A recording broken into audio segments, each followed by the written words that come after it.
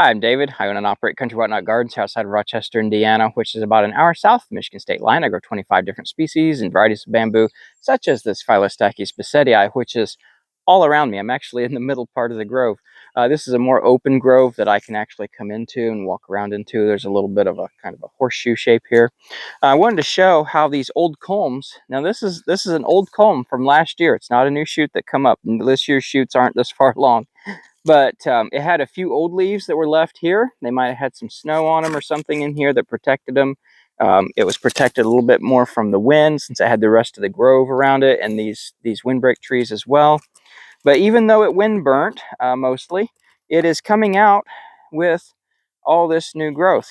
It's not common for Phyllostachys species, in my experience, this far north to rebud like this, because usually if it gets cold enough to wind burn, it's also cold enough to top kill. We don't usually have that fine degree of margin between there.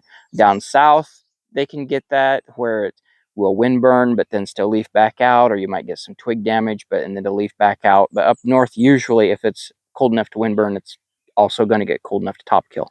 But it didn't this year. The lowest we had around the middle part of January, I think, was recorded at officially negative 8.86 degrees Fahrenheit. So that's why these culms that were a little bit more sheltered from the wind are rebudding like this. And you can see there's some back up in through there as well on old culms. And I don't see any new shoots yet right offhand here in the middle part of the grove. Nope, I stand corrected. Right here are some. A couple new little shoots there. And I see some more now that I take a look around over through there. But also, I wanted to show right here, I see something.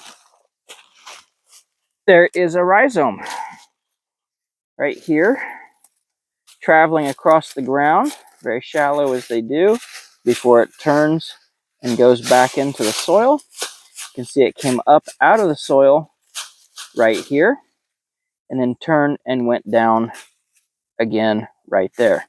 There's actually a tiny, about 1.5 inch gap between the bottom of the rhizome and the top of the soil down there. They kind of arched. But they do that. Rhizomes travel very shallowly. Now that I look around, here's another one. Even though they do travel shallow, if you were to put in a root barrier, I would still suggest going down a good 30, 32 inches anyway in most cases, just in case they hit that root barrier and are deflected downwards, so that they don't go so far down and then turn and come back up. But the rhizomes are really shallow, just within the top few inches of the soil. So here's an old one. You can tell it's old because it's tan. It died out right there. It's normal, part of its life cycle. The rhizomes and the culms, each in their own on their own self, only live a few years. What is it, 5 to 7 at the most, if they're not ever top killed.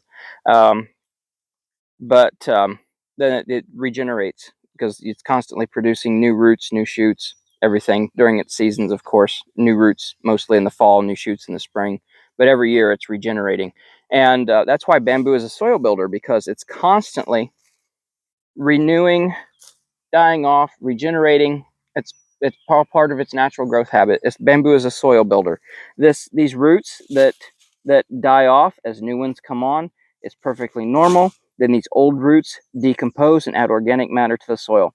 This soil is a lot different than it was when I started this garden 24 years ago. I've had bissetii since '97. It's been in this location since 2000.